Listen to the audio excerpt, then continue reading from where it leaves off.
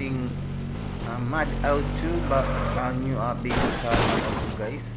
Nandito tayo sa big city ni Mad Out 2. So ngayon dito guys, kasi bilang taxi driver dito, kung gaano siya kalayo yung distance mo, may price yun, may makukuha kang point kung gaano siya kalayo.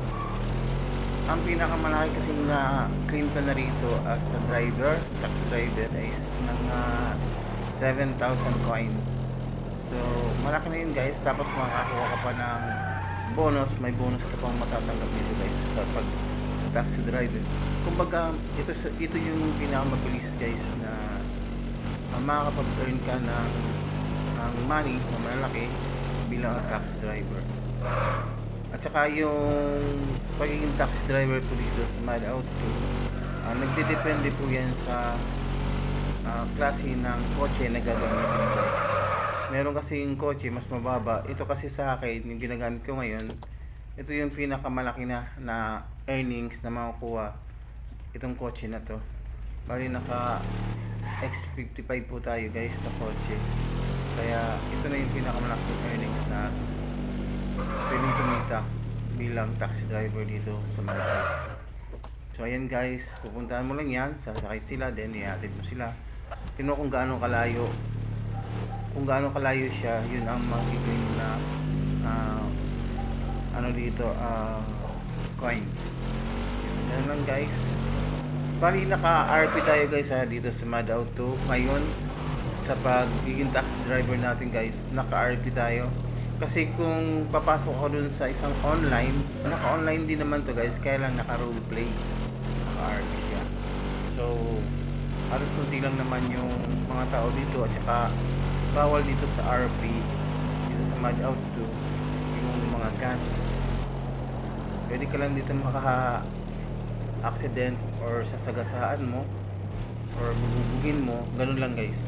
Yung mga nandito, yung mga naglalaro, kung gusto mong patayin sila, you can fight him with hands to hands, then yun, natatalo mo sila.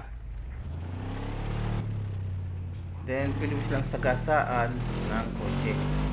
Pero guns, bawal po yung guns dito sa roleplay ni Mad Out 2. So yun lang guys.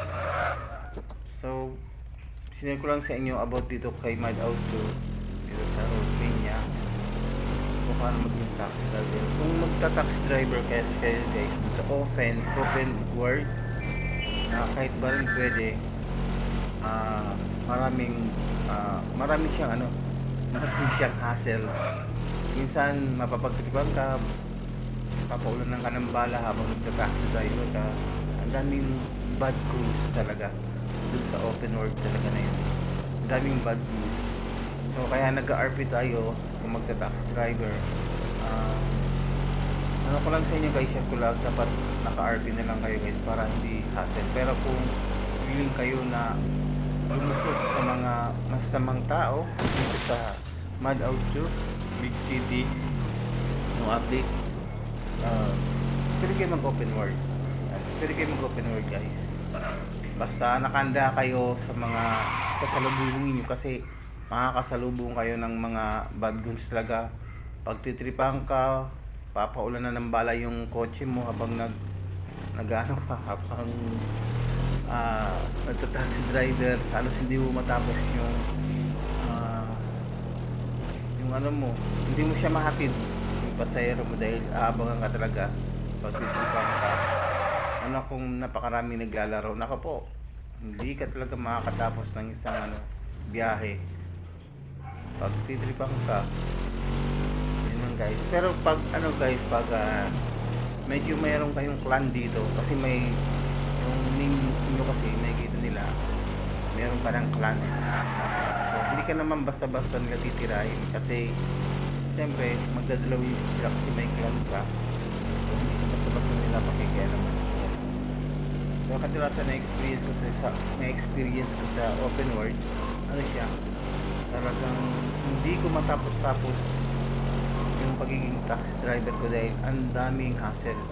Andan yung pagtitripan ka talaga, paulan ng kanang bata, minsan sumasabog na ng kotse mo dahil idikita nila ng TNT.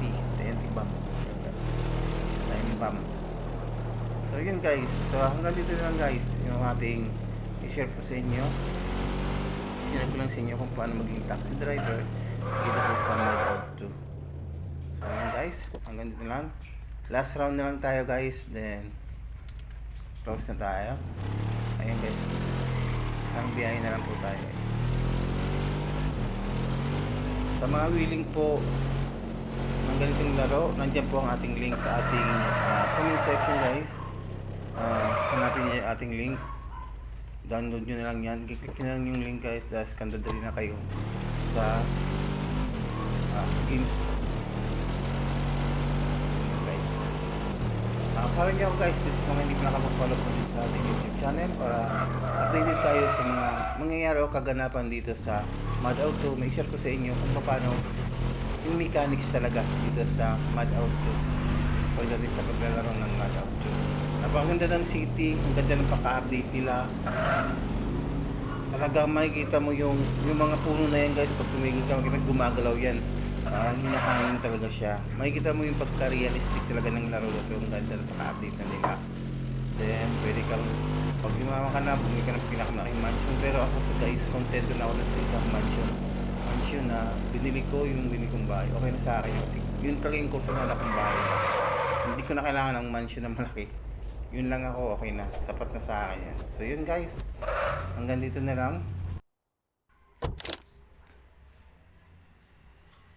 Bye guys. See you next vlog guys. Oh, let's get fucked up, baby, let your body go. I'll make your mind go crazy and lose control. So come and move with my body.